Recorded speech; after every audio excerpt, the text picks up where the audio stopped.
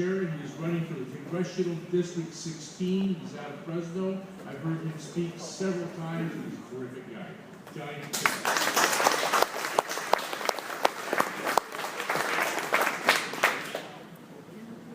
Wow, what a nice group of people here today. I spoke, it was last week down in Las Vegas, and I was at the street fair as well. I had a great time out there. And my name is Johnny Tacherra, and I'm running for Congress against Jim Costa. And I'm a dairy farmer, also a welding and fabricator. I'm the owner and director of that business, JT Custom Welding and Fabrication. And in 2008, started a wedding business with my wife, JT Custom Wedding Rentals. I'm a family man, been married 17 years, got 4 kids, 16, 15, 13, 12, oh my word. 15, 13, 6, and 2. And my oldest one is out on Atwater back in Florida right now as we speak. And so say a prayer for this year on the straight trip back with the youth choir. My family is the reason why I'm running.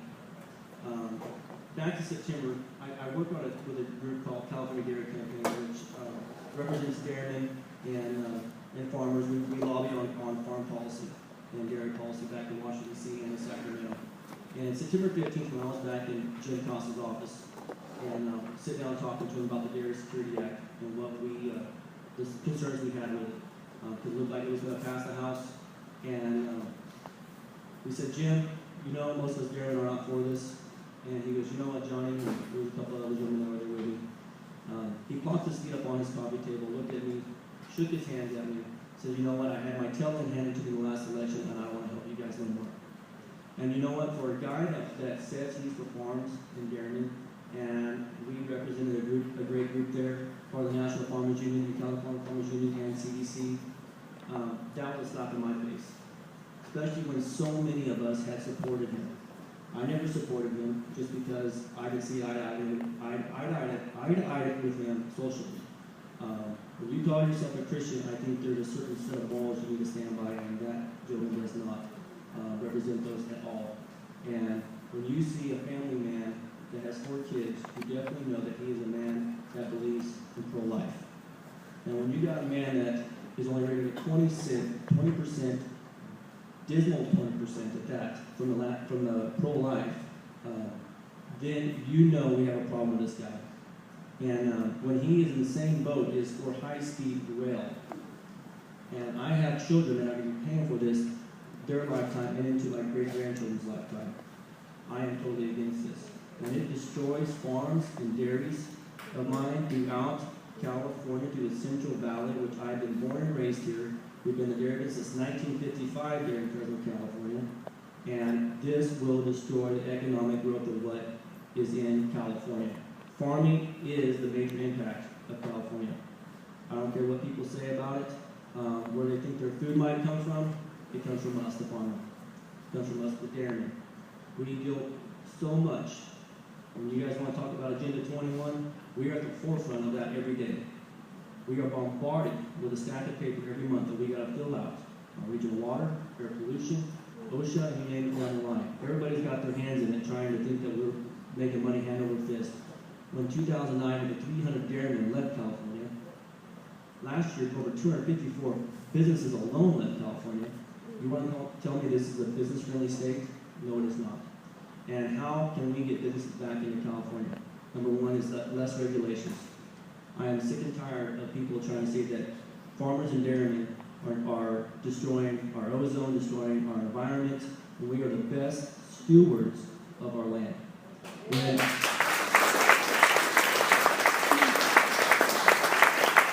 I guess they have no idea that when we put that seed in the ground, we're not testing daily on soil samples, tissue samples, and every other kind of sample we can think of to see how well of a crop we're going to be able to get out of that expensive seed we just had to put in the ground, the expensive water we had to use to try to grow that, and what other kind of fertilizer and stuff we can try to produce the best crop and tonnage out of that one seed. And when I talk to people, people are like, well, are you a so-called farmer? Or you say you're a 4th generation, I'm a farmer now. These hands prove it. The shovel in the back of my truck that's halfway worn out proves it. That I had when I got in 7th grade when my dad said, here, you need a shovel. I'm going to drop you off in the field here, go show me some rows. And that, when it comes to this race against Jim Costa, people in the district are going to want to see somebody that is different from Costa and everybody else that is a candidate. If you think about it, number one, I'm a family man. I have a family. I've already showed dedication for 17 years being married to the same woman, which Jim Costa or nobody else has done. Right? Plus, I got 4 kids. And as far as that shows leadership, that you can run a house, you can run a business on top of that, and run a dairy, and still maintain a level head for the most part. Until I got my 2-year-old boy, and he kind of showed me who the boss is around the house. But that, I think, what people recognize is they need somebody that has dealt firsthand in business, which I have. Jim Costa's never done that, nor some of the other candidates. And when people say, well, Johnny, can you help produce jobs? It's like, well, jobs come from you. You know, being one congressman in Washington, D.C. is not really going to produce a job except for try to loosen up things so you can want to start a business. That's the main thing. I employ several hundred kids at our dairy and through my personal business as well, trying to teach these guys good character traits. I mean, some of these guys that are in college, in high school and in college, didn't have the right kind of upbringing and are kind of lost and don't know where they're going to go. They have great ideas, they have dreams, but they don't know what to do with them. How do they get started? And the main thing is to make it easy. These guys are like, well, Johnny, you're crazy, man. You work so hard and you have so little skill. I was like, yeah, but I have a dream, I have a cause. I want to do it no matter what. I'm not going to have nobody stop me. I said, and I want to make sure you have the same opportunity as well. Same thing with my kids. I try to train my daughters to be pure, be wholesome, be upstanding citizens. My children's ones get up at 5 o'clock in the morning, they go feed cows, they pay their own school bill. They know the value of the dollar and how to, well, one of them knows how to say it, the other one don't. And the fact of the matter is, you've got to teach these guys. And I try to prove that on a daily basis. And if I, as a father, running for this office, do not prove that myself, that I'm a hypocrite. That's what it comes down to. And people are like, well, why would you do that? I was at Inga Barksdale and I said, are you crazy? You run these businesses, and now you're running for office, you're just like, you're everywhere. I was like, I am. I said, but it's a cause. It's a cause that has to be won. If Jim Costa wins again in this district, which he came from 21st over to here, you guys will probably be stuck with him for quite a while again. That guy, once he gets a foothold, people think, you know what, they'll end up doing they'll tolerate what they got put up with. Just like what we did. A lot of my farmers are in the same boat. I do on a daily basis, I go out there and say, hey, you know what, can I get your support? They're like, you know what, Johnny, we're in a tough spot. You know, I want Costa to do this and that for me. Yeah, I don't agree with him socially, so that I really don't want to make him mad at me because he'll probably come after me. I said, you know what, that's the problem we're facing now. And I have several dairymen that have hopped on board with me that have always been big supporters of Jim Costa. And the day after their endorsement got put on my website, Jim Costa called him up and said, what's the deal here? Why are you guys supporting Johnny Tacherra? And he's like, you know what, you lost sight. Johnny's got the vision. He will stand for us. He'll work hard for us. We didn't tell him who to run against. He just chose you. He saw the light and he said, I want Jim Costa's got to go. And he's like, you know what, I'm losing all my supporters down there because that's your problem. And they told him, you know what's funny, here the day after Johnny posts that, you read Johnny's website more than the bills you pass. That is true to how Jim Costa is. People want to say, you know, he's a blue dog, you know, he votes, you know, halfway. You know what he does is when a bill is brought up, he votes for exactly. He votes for it to talk about it on the floor, to make him say, oh, I'm for it, you know, I want to talk about it. But then when it comes for passage, he goes straight down the line with Nancy Pelosi, Dianne Feinstein, and left. Time after time after time. And he'll lie right in front of your face, and you tell him, like, do not support this bill. Okay, John, you got my support. I'm not going to support it. Right around, he'll vote for it. He's like, what? Why did you do that for? He goes, well, and it's a special interest group. I'm not going to mention their name. He said, they told me to. He's like, well, you know they do not represent us. He's like, well, you guys just have to get on the same page. It's stuff like that that really fired me up about this guy. And if you don't have somebody that has the fire burning inside of them to take this guy out, and that people see that, and they want to know what is different about Johnny Tacherra and Jim Costa, and what's going to be able to take him out, I believe I have all those characteristics and traits. Do I have all the answers quite yet? No. Great men and women that I've been meeting on a daily basis have been giving me questions, saying, Johnny, check this out, you need to learn this, and I've been doing so. I'm just a farmer and a welder and a family man, and busy maintaining the life that I have already. And at the same time, trying to learn this great political game. And realizing that there's a lot of backstabbers out there, especially when it comes down to my own party, saying, this is the line I took. You will not pull me off of this, and this is how I stand, no matter what. And, well, if you want to look that up on Inga Bark's show, she goes, well, Johnny, you know there's a certain congressman that's going to tell you there's a certain way you got to act. This is what you got to vote for. This is how you got to treat. You know, if you want to stay elected, I'm like, you know what, that Joe is not getting elected. No one asked me for his support. I said, he's not the one doing it for me. I said, one thing, I answered to God. And that's the main cause. And where my wisdom comes from and what wisdom I do have. And where I ask for guidance and direction and the answers. And I said, and he will not, I won't be swayed by him. I said, I don't need a job. I said, I know how to create a job. I'm not afraid of work. I've been there where I only made a couple bucks at the end of the day and kept on going because I have a will. And my parents trained me that way. You talking about being in the dairy business since 1955 and you think you'd be better shape and you've already spent all your equity and everything else trying to stay in business? That's tough. And you see your parents suffer on a day-to-day basis and other farmers around you, and you want them to make it. And I have a lot of people say, well, you know, where's your dairyman at? Where's your support as far as money-wise? And I was like, you know what, we're just in this fight trying to make it. I said, I don't want to take money from them. I want them to survive. They have families. They got to make it. We have an industry that supports people through a great product. You know, milk and everything else that we do as farmers. We just planted pomegranate trees and try to diversify ourselves a little more, try to make a different kind of income. And people don't realize how tremendous a farmer and dairyman is. And I want to make sure that those industries remain, survive, and thrive here in the Central Valley. And I appreciate your time and your support. I'm in this for the long haul. Johnny Tacherra is not going away. As Jim Patterson told us, Johnny, if you lose the following day, jump back in the race. Don't let this guy be on like cruise when you get it on his heels. A lot of my supporters told me the same thing, Johnny. You know what? You got it. You're the real deal. Just hang in there because it's tough, and I realize that.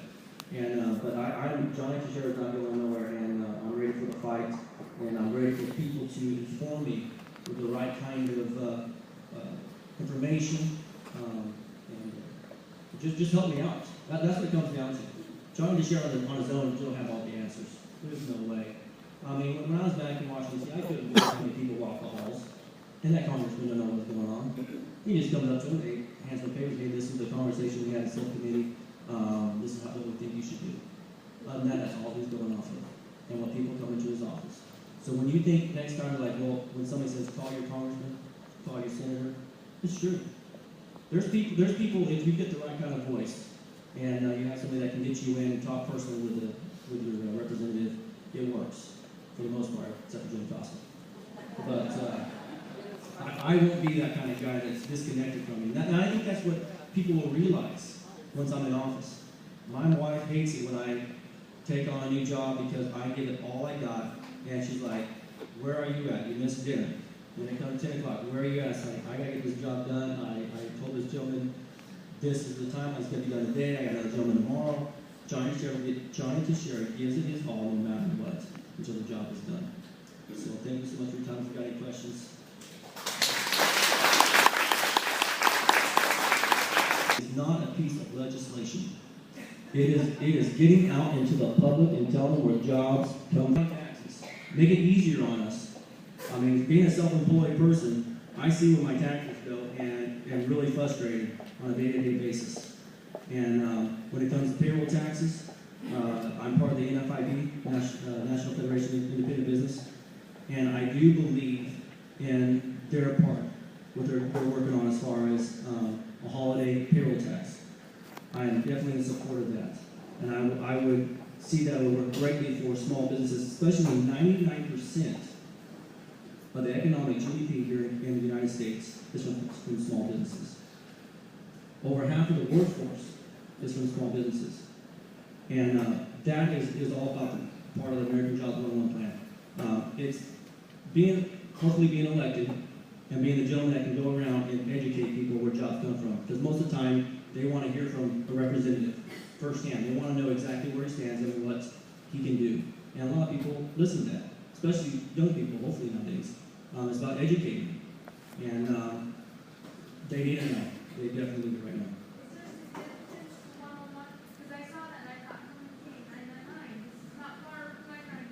No, it's just kind of a catchy phrase. You know, people one-on-one. I remember that I saw it and I turned around and said, okay, so It's the deal is just like my business, JT Customs. Everything I do, I customize.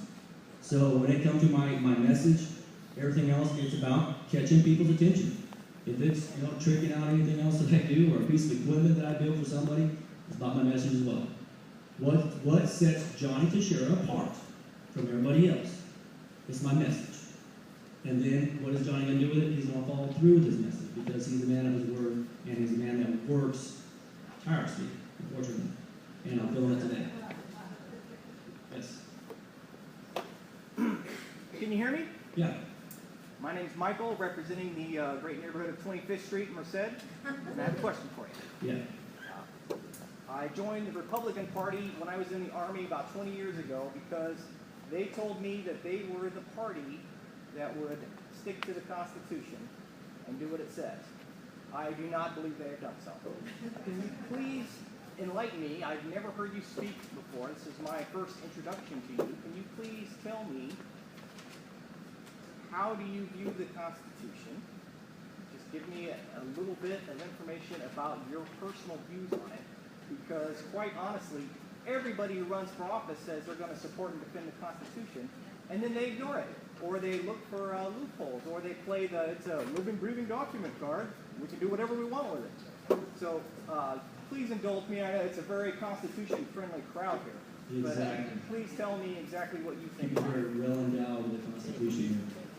If you look at my congressional clarity statement, it talks about my constitutional purity, with my biblical values, equal justice, and free markets. Constitutional purity is as strictly as it is written. Do not waver from it. Just like the gentleman before me talked about. It's word upon word, line upon line, precept upon precept. You follow it. It's just like the Bible. I mean, if you're a Christian gentleman and you have a set of guidelines, that's what you reference it to. Same thing with your life, same thing with the Constitution. It is not to be misconstrued in any manner to give a liberal slant on it. And I think a lot of conservative people love doing that and have kind of distorted the word conservative and don't usually call themselves, I'm a constitutional conservative, which I am. Thank you. I'm a small business owner also, and I'm in the aviation field. So, Can I get some of that from my car? you gotta dig deep. But like you, and like me, I'm sure you go through a tremendous amount of use of fuel, run equipment, that type of thing. And it's not cheap. And it ain't cheap, and I've got to buy it in bulk. So when I buy it, it's like, we're talking $30,000 plus each time I spend. Same here. I've laid off every one of my employees. It's just my partner and I run the business, because that's the way the business is run. Two things that bother me, this group knows me real well when it comes to the energy business, because I've spoken much about it. The business of getting our own God-given, fuels out from under our feet, and into our tanks and everything else, coal, all that type of thing. That's the type of thing right now. That's a campaign sign at every Valero gas station, every Shell station, everything else. That's a campaign sign, but it's not, it's how you take it. It's a campaign sign. And that's one of the things that bothers me, because when it comes to business of fuel, cars, trucks, planes, all this type of stuff like that, there's something lost in the interpretation where, well, we'll be off of foreign fuel and we'll be, it's self-sustaining and all this. As soon as we start getting into wind and solar and all that, it's two separate issues. Okay, it's electrical, it's transportation. And so that's where that's at. The second thing is on taxation. What's your position when it comes to what I would hope to be someday, because like this gentleman back here, the Republican Party, in my view, has let me down also, because they've missed the opportunity for a fair tax or a flat tax, but nothing has happened. When they've had the opportunities, it's just tax and flat. So I'm not sure if there's a question involved right here, but yeah. I've been reading on the fair tax, and I really like the looks of it. As a consumption tax? Yes, yes, because everybody pays it the same way. Nobody's got a loophole. I mean, when I got my taxes done, I was like, are you kidding me? I didn't think I made any money. I was like, I don't have nothing to show for it. I still have debt, and I still got to pay this back to the federal government. It's unbelievable. And I feel your pain. That's kind of a cliche back in the old days. I feel your pain. But it's tough. It is tough. And the main thing is, how do you get a young person that want to say, I want to start a business? When they see the overhead and everything else it takes, it takes a hard-hearted person, that was kind of the wrong way of saying it, a person with his mind made up in order to get into business. That's what it comes down to. Is you got to have a strong back and a strong mind and willingness to work. And some people haven't really been trained that way, and it's a lost art, unfortunately. And I think Johnny Tacherra can help bring that back. I really do. I've done that so many times with other young men and women that have worked through our businesses, and they're out there. They just need to do the training. Would you make a commitment that you would, if you were lucky enough to go to Washington, that you would go to the leadership? Oh yeah. And tell them it's time. Oh yes. To do the flat tax. Yes, flat tax or the fair tax. Yes, sir. I think I do have that statement on my website. So you take a look at that. There was a gentleman here in the back, read through my California 16th congressional report. Says, well, I was ready to give you a question, so would you answer it all in here? I was like, well, I hate wasting my time, and I don't waste your time. To me, time is money. So when I'm building something, I want to make sure I'm putting it in the right time. You know what? I'm all for it. The private sector is out there just bagging at the bit, ready to go, and help bring our economic downturn to oblivion. It would bring jobs back. It would boost our economies. It's part of the free market. They're out there. They're ready to do it. If solar and wind and all these things are good, our president would be giving money to Slinger. You know what I'm saying? The free markets would want it. They would see the need of it just like the high speed. 3 minutes? Okay. So, see, I'm getting used to this. So, thank you so much for your time.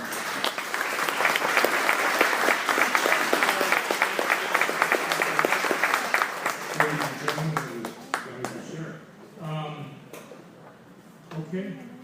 I don't know if I did. Did you get all that? I think that's it on candidates tonight, I believe.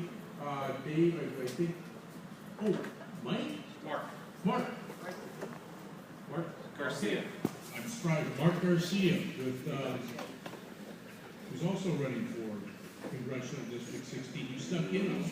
Yeah, we had a prayer meeting. Okay. Well, ladies and gentlemen, Mark Garcia, who's also running for Congressional seat 16.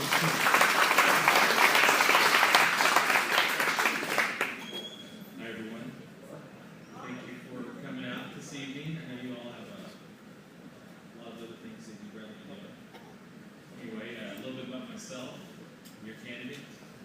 I grew up out here in the valley, working in the fields as a young man, right alongside my parents. They were migrant workers. During that time, I worked in the fields, the grape fields, worked in the onion fields, and that hard work and determination allowed me to own my own farm today. So I'm a farmer. I'm also a businessman. And been doing that for 22 years. Excuse me. I've been married 22 years. And that's in order, too. But I've been a businessman for about 16 years.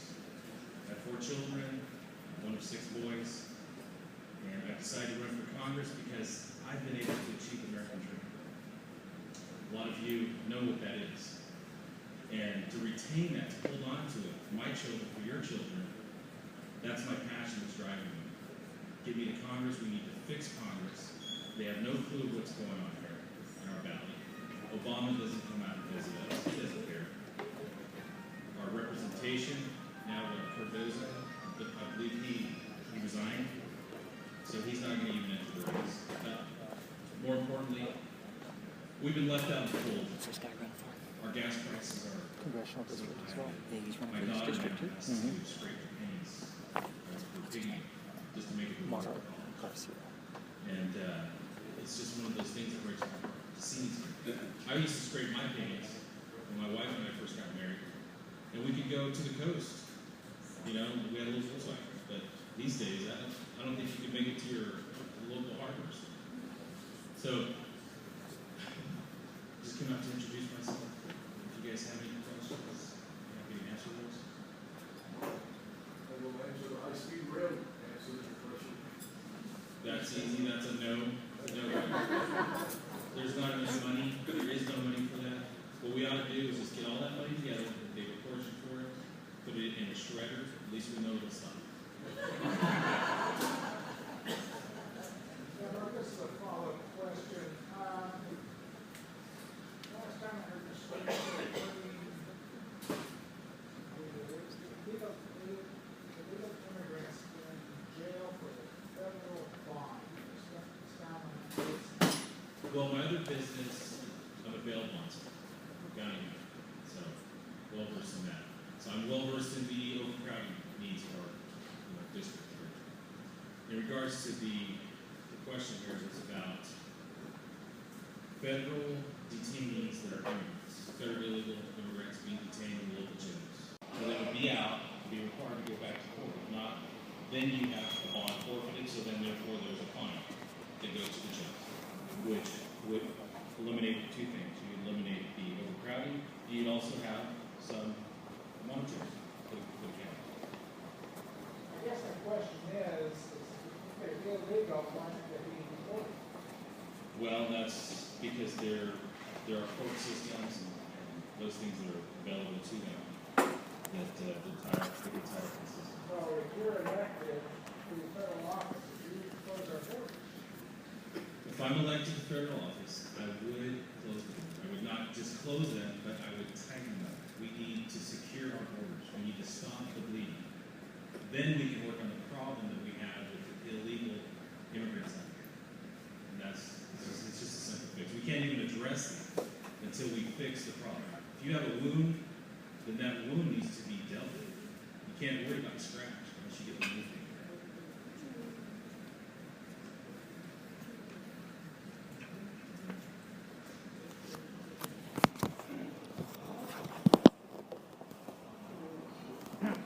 I just like standing up so people can hear me. Since you touched the Every candidate that comes out just during election time, I want to be accessibility because I haven't had the accessibility. I own two businesses. My business has been down 80% in the last 3 years. I know the pain you guys go through. I'm not just saying that, but I do. I feel I've had to lay off most of my employees. At one time, we had over 30. And just this economy, the over-taxation, payroll taxes, workman's comp, and now the other tax that they have where you pay on property, you probably pay tax on, business property tax. I mean, that's insane. So there's tax upon tax upon tax. It doesn't encourage anybody to expand their business. At one time, I had offices throughout the state of California. Now, I think I have agents in select places. I'd be lucky to even stay. I've been blessed, actually. I've been blessed. I give Almighty God the credit. I've been blessed to be in business. And I feel for the young men and women that are trying to start a business these days because 80% of our jobs are with small businesses. And the bailouts did not go to any of the small businesses. Almost all the big businesses. And that's one thing I will investigate in Congress as well about the money. Where they go? Why didn't we get any out there? Why didn't we get any help? They're real quick to give some to Cylinder, a new company. They then evaporates. That's my take.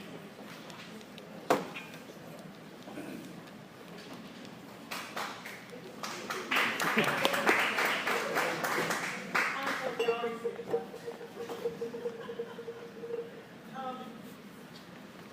question I had was, this week on property rights, the gun laws, and, what,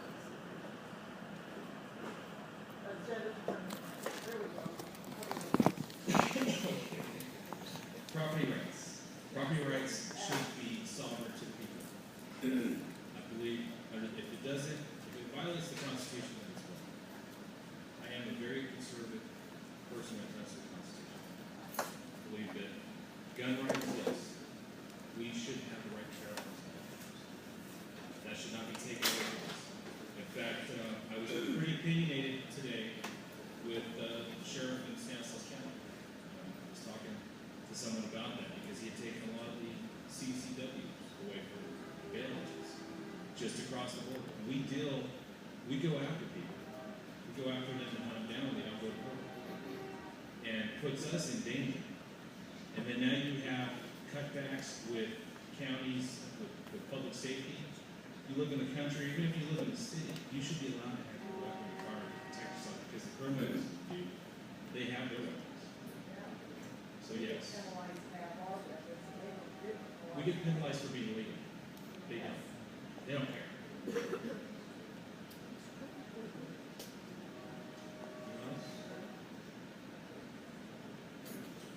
What could you do about the welfare system? I mean, why would I want to work if everything that I need, house, TV, food, can all be provided by me or to me by the government? And if I maintain a certain pay rate, no, but that's a big strain on not only the county but the state and the federal government. Then you say, what if you get?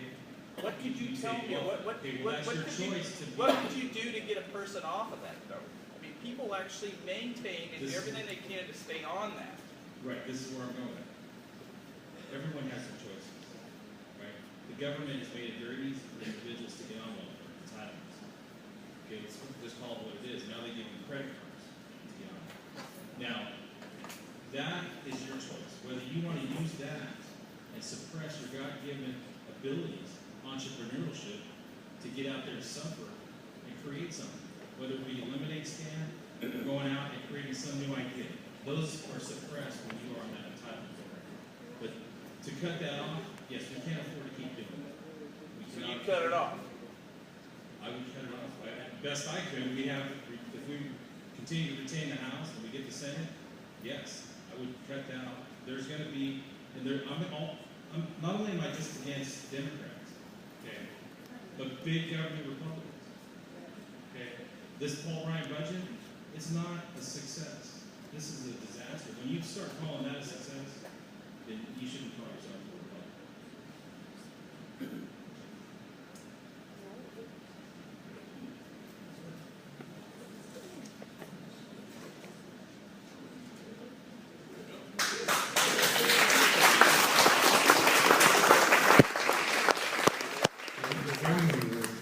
Good candidates running against Jim Costa. It's going to be a tough choice. Okay.